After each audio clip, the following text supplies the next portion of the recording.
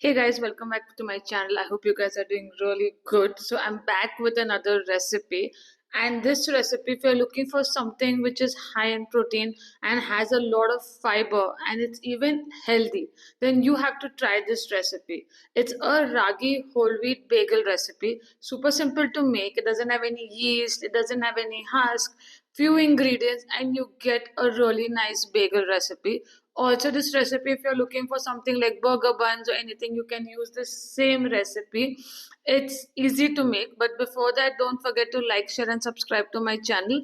And also, don't forget to follow me on Instagram. So, let's go bake the easiest and softest bagel. So first in a bowl, I'm going to take wheat flour and then after that, I'm going to add ragi flour. So I always measure my ingredients before making the video and I sieve it also. So after adding wheat and ragi, I've added curd. You can use any curd or you can use Greek yogurt also, that is fine. Then I added some salt and then after that I added baking powder. I even added some honey. Honey is optional but I liked adding it. It gave a really nice taste to it. So now you mix all this really well. You can even use your hands or put it in the beater for the dough to come out really nice and soft. So if you find that because of the flour your atta is very dry, so what you can do is just add a little water. So basically everything has to come together. So just keep kneading it till you get a nice dough.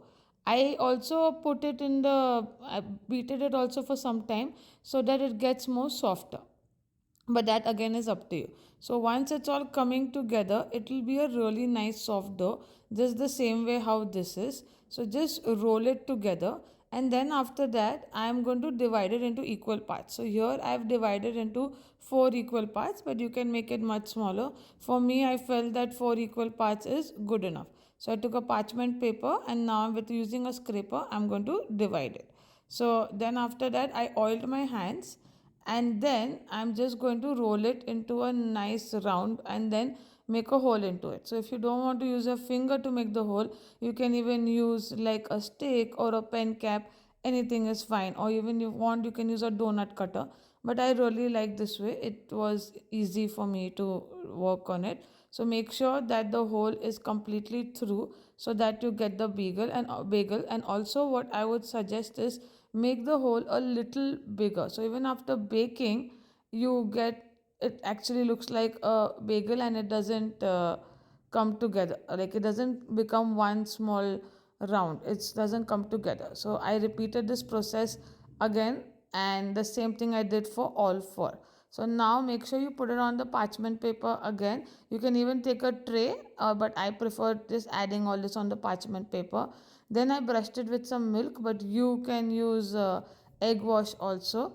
And I topped it up with some seeds. You can use any seasoning, any flavor of your choice. So you can do that. And then I'm going to put it on a baking tray.